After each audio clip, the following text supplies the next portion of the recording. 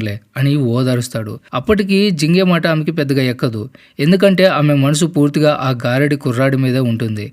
ఆ సిటీ వాళ్ళతో వెళితేనే తన జీవితం మారుతుందని బలంగా నమ్ముతుంది. తర్వాత ఆ నట్టమండలి వాళ్ళు ఊరు వదిలేసి వెళ్ళే రోజు రానే వస్తుంది. నవన్ ఆశ చావక వాళ్ళ నాన్నని బ్రతిమలాడి ఆ మాస్టర్ దగ్గరికి తీసుకెళ్తుంది.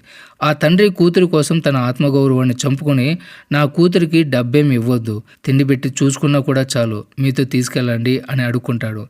కానీ ఆ మాస్టర్ మాత్రం దయ లేకుండా కుదరదు అని మొహం మీదే చెప్పేస్తాడు.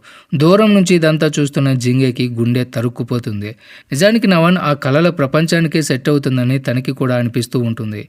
తర్వాత చివరిగా ఆ గారెడి కుర్రాడు వెళ్తూ వెళ్తూ నవానికి ఒక మాట ఇస్తాడు.